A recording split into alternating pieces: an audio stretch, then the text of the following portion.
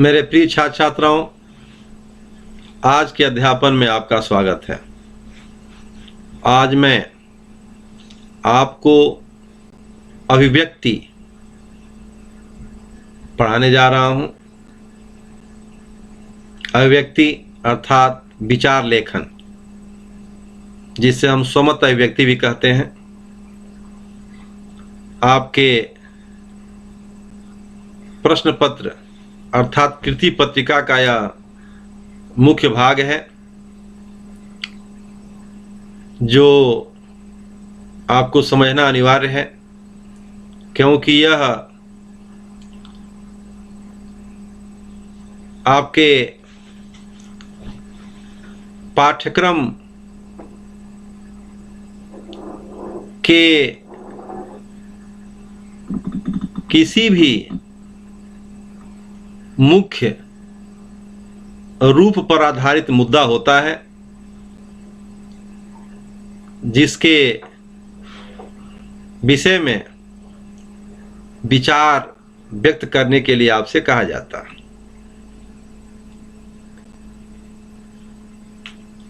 यह किन किन प्रश्नों में आता है और कितने अंक आता है, इसको पहले मैं आगे समझाऊंगा। उसके बाद एक उदाहरण के पहले आपको बताया गया है कि आप किन किन बिंदुओं को अपने विचार लेखन में सम्मिलित करेंगे तो आपको पूर्णांक मिलेगा, और कैसे आपको बाद में बताया गया कैसे आपको लेखन करना है इत्यादि। और एक उदाहरण आपको दिया गया, उस उदाहरण को मैंने लेकर के बताया है कि कैसे आप अपने विचार को प्रस्तुत करेंगे, चाहे वह कोई भी मुद्दा। तो आइए क्रम से आप देखिए। सबसे पहले तो आप देखेंगे कि किस प्रश्न में कौन उपखंड से कितने अंक का यह अभिव्यक्ति अर्थात विचार लेखन आता है। अभिव्यक्ति, जिसे आप अपना विचार लेखन करेंगे, इसे हम स्वमत अभिव्यक्ति भी कहते हैं। यह विभाग 1 के गद्य में 8 अंक का आता है। विभाग 1 का 3 उपखंड होता है, नीचे दिया गया है। कृति 1 का अ का तीसरा क्वेश्चन, आ का तीसरा क्वेश्चन, यह दोनों कृति 1 के अ आ उपखंड, उपखंड नहीं कहेंगे, उपप्रश्न कहेंगे, उपकृति कहेंगे, उपखंड गलत कहा मैंने। 3-3 अंक के होते हैं, जो 6 अंक के होंगे। और अपठित गद्यांश जो कृति 1 में ही आता है, वह ई है। ई का तीसरा क्वेश्चन, तीसरा प्रश्न 2 अंक का आता है। इस प्रकार आपके विभाग 1 में अभिव्यक्ति 3, 3, 2 बराबर 8 अंक की होती है। आपको विभाग 3 में भी अपने विचार अभिव्यक्त करने के लिए आता है। यह 4 अंक का आता है। इसको भी आप समझिए। पूरक पठन में पूरक पठन के गद्य खंड से आता है एक। यह कृति 3 है। कृति 3 मतलब प्रश्न नंबर 3 के अ का दूसरा प्रश्न, दूसरी कृति, 2 अंक। और आपके पाठ्य पुस्तक के पूरक पद्यांश की कृति तीसरा आ के दूसरे क्वेश्चन में 2 अंक, अर्थात 4 अंक का पूरक पठन पूछा जाता है।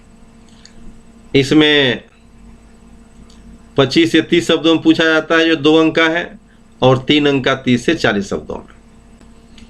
अब आइए आपको बताता हूं, अर्थात आपको 8 4 12 अंक का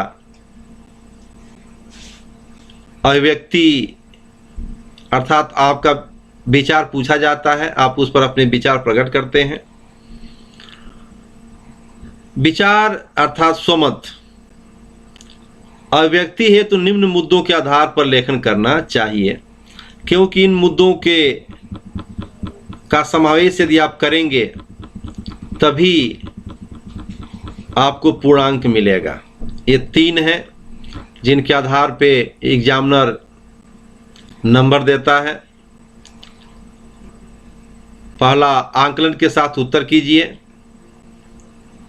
आंकलन के साथ उत्तर का तात्पर्य यह है कि आप प्रश्न को पूरी तरह से समझिए कि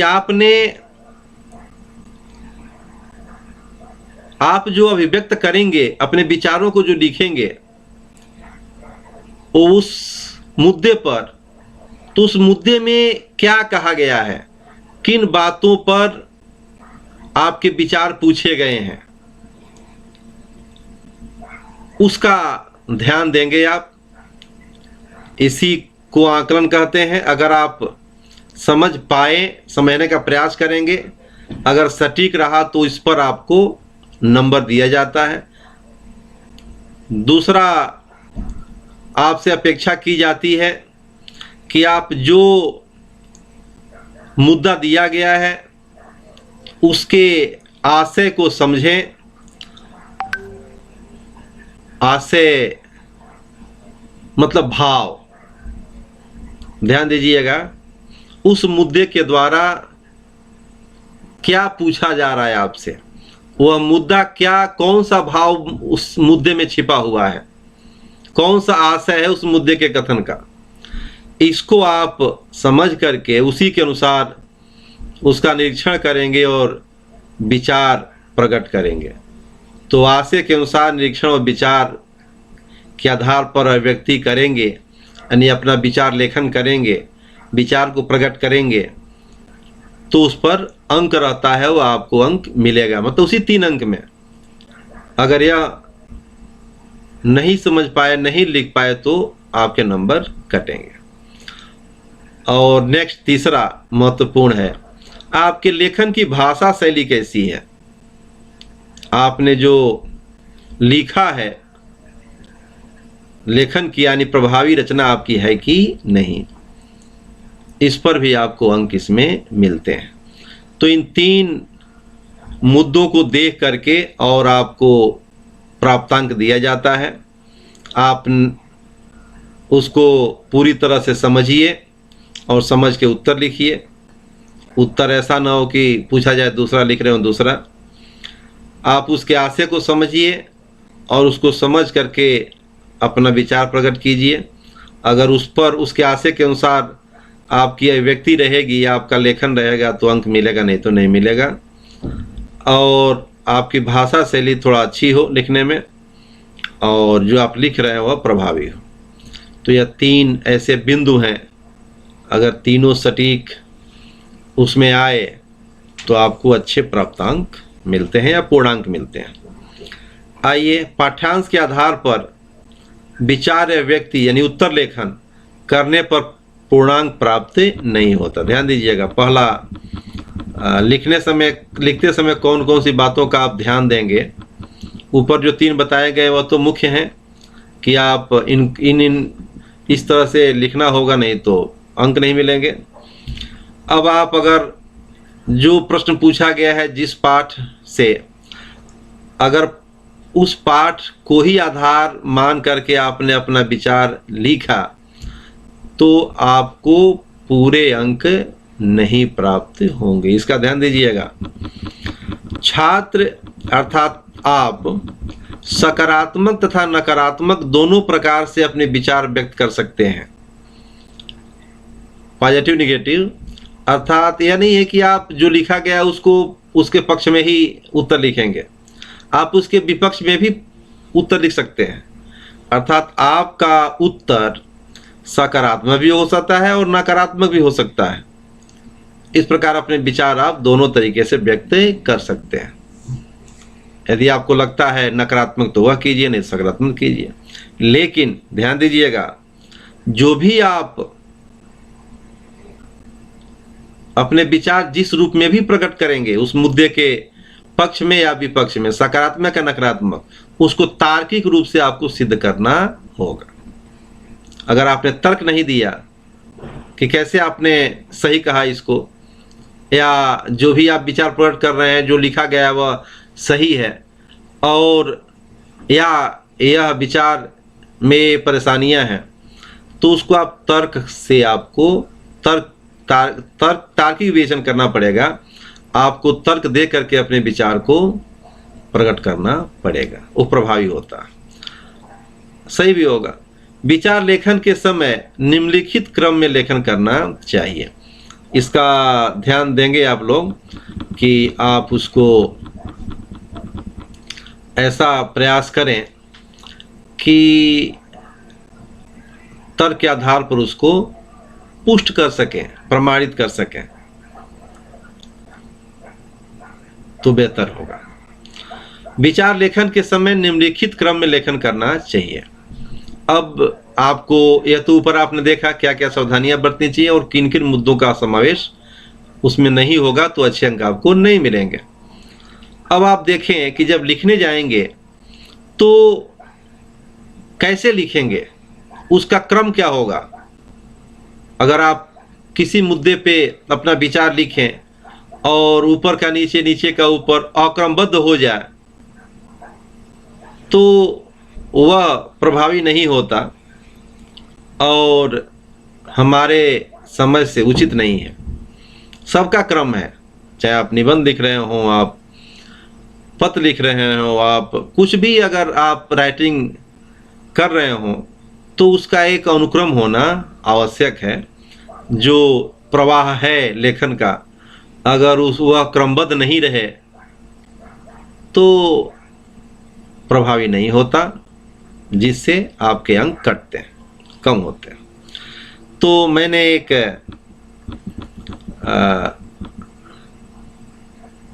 मुद्दे दिया है 4। पहले तो आप लिखेंगे तो प्रारंभ लिखेंगे। प्रारंभ क्या है, जिससे हम प्रस्तावना वगैरह लिखते हैं।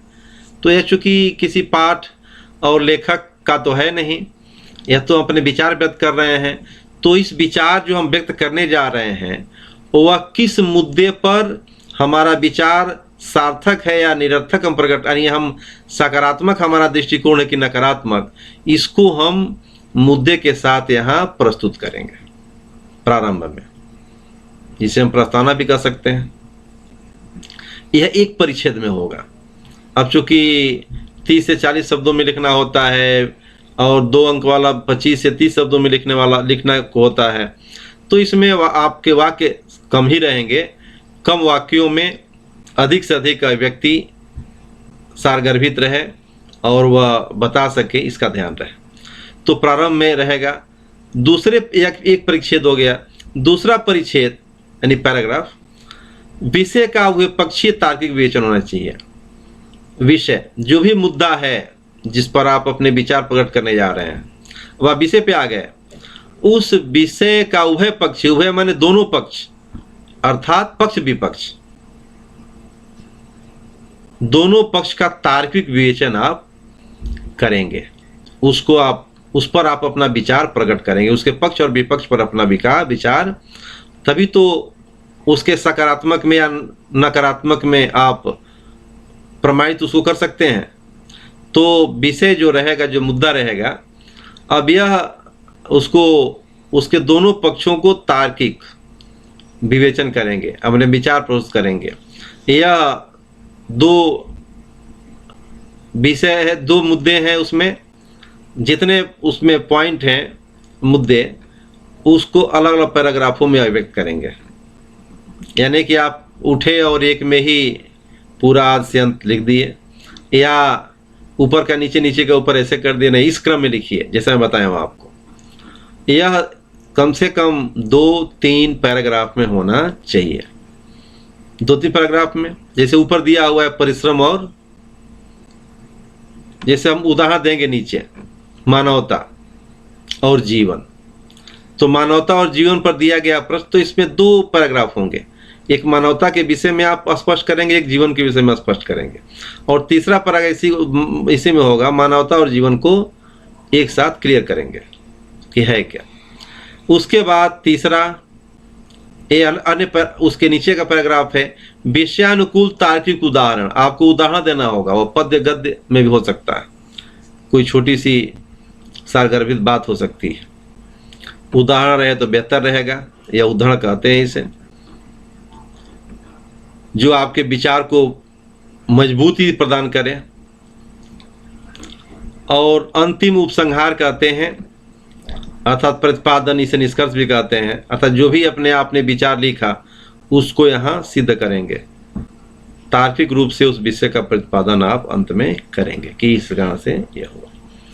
तो आपने देखा कि आप जो अपना विचार प्रकट करेंगे उसमें कौन कौन से बिंदु होने चाहिए, अनिवार्य हैं। आप को सावधानी क्या बरतनी होगी, और आपको किस क्रम में अपने विचार प्रकट करने होंगे। अब एक मैं उदाहरण दिया हूं आपके पाठ्यक्रम से, और उसका उत्तर भी मैंने दिया है। एक बार आप उसको पढ़ेंगे, समझेंगे और प्रयास करेंगे कि उससे भी उत्तम अपने विचारों की अभिव्यक्ति करना आप सीख जाएं। यह कृति है मानवता जीवन का मूलाधार है। विषय पर 30 से 40 शब्दों में अपने विचार लिखिए। परीक्षा में ऐसे ही आता है। यह अगर आप पढ़ेंगे तो आपके 9वीं के परीक्षा में भी आएगा, लिखने के लिए स्वमत अभिव्यक्ति या अभिव्यक्ति, और 10वीं के बोर्ड में भी आता है, अन्य परीक्षाओं में भी आता है। तो इसकी तैयारी करेंगे तो आपको लाभ होगा। यहाँ दिया है मानवता जीवन का मूलाधार है, इस पर आप 30 से 40 शब्दों में अपने विचार लिखिए। इसका उत्तर देखिए लिखा गया है। जो पहला पैराग्राफ है उसमें भूमिका देंगे और आपका दृष्टिकोण क्या है उस मुद्दे पर, उसको बताने का प्रयास करेंगे। देखिए, प्रस्तुत कृति में उल्लिखित मानवता को जीवन का मूलाधार मानना शाश्वत सत्य है। यानी विचार में हमारे मेरे यह शाश्वत मतलब चिरंतन सत्य, अनादिकाल से ही यह बात हमारे विचार से, ये मेरा विचार है। आप अपना विचार लिख सकते हैं जो भी होगा, तो मैंने अपना विचार प्रकट किया है कि यह चिरंतन सत्य है, अर्थात अनादिकाल से ही जब तक जीवन अपना सार्थक रूप लिया मानव का, तब से यह चलता चला है कि मानवता हीन जीवन कुछ नहीं है, और जीवन का जो मूल आधार है वह मानवता ही है। तो इसको मैंने कहा शाश्वत सत्य है। एक पैराग्राफ हो गया, एक परिचय। दूसरा, जीवन को सार्थक एवं प्रासंगिक बनाने वाले मानवीय गुणों के परिपालन के मानवीय भाव को हम मानवता कहते हैं। मानवता किसे कहते हैं, इसको परिभाषित किया हमने। जन्म से मृत्यु होने तक के समय को जीवन कहते हैं। अब जीवन क्या है, जन्म जब आप लेते हैं तब से और मृत्यु हो जाए उसके पहले तक का जो एक समय है उसको हम क्या कहते हैं, जीवन कहते हैं। प्रकृति की अन्य रचनाओं से अलग मनुष्य को विवेक प्राप्त है। इसके कारण मनुष्य समता, ममता, दया, करुणा, सदाचार, सत्यवादिता, धार्मिक सहिष्णुता, सौहार्दता, क्षमा और शुचिता आदि आदि है, यानी बहुत से और हैं, मानवीय गुणों को आत्मसात कर तदनुकूल कार्य करता है। ये मानवीय गुण जीवन के मूलाधार हैं। इसके पालन से व्यक्ति, समाज और राष्ट्र का जीवन शांति, सद्भावना, समृद्धि एवं खुशियों से पूर्ण होता है। विवेक के कारण, तीसरा पैराग्राफ है, ध्यान दीजिएगा, दोनों को परिभाषित किया। और तीसरा, विवेक के कारण मनुष्य में पाई जाने वाली मानवीय और दानवीय दोनों प्रवृत्तियों में दानवीय प्रवृत्ति जहाँ हिंसा, अशांति, पिछड़ापन और भेदभाव उत्पन्न कर विनाश का कारण बनती है, वहीं इसके विपरीत मानवीय प्रवृत्ति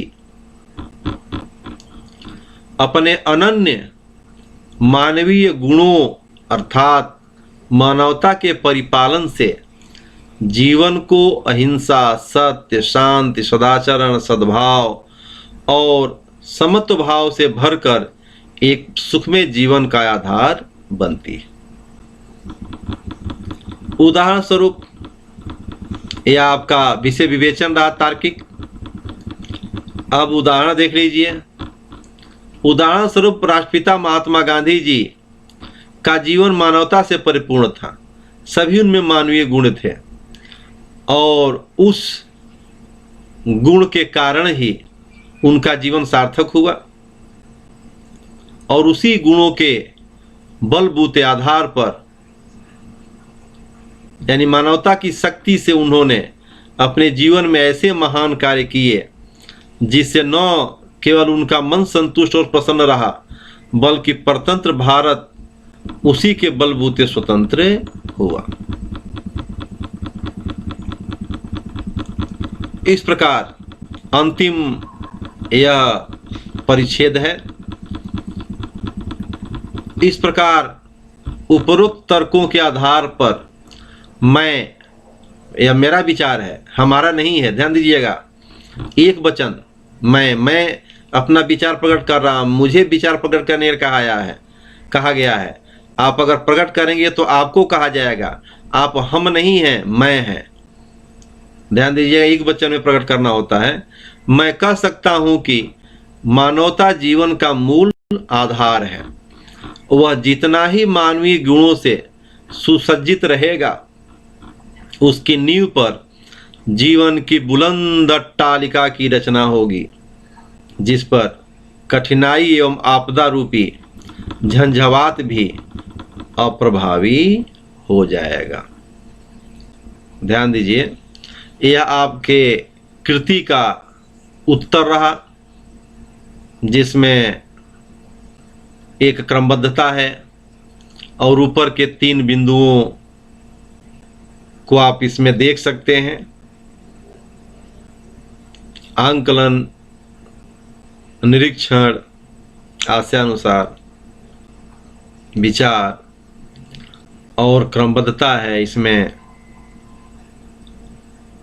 सकारात्मकता है। तो आप प्रयास करेंगे, इससे भी अभ्यास करेंगे तो उत्तम तरीके से अपने विचारों को लिख सकते हैं। तो आपको मैंने अभिव्यक्ति के विषय में समझाया कि कैसे आप अपना विचार अभिव्यक्त करेंगे।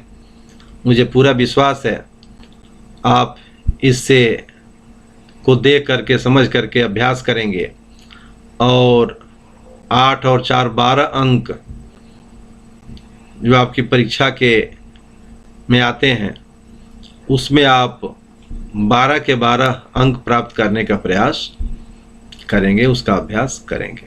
धन्यवाद।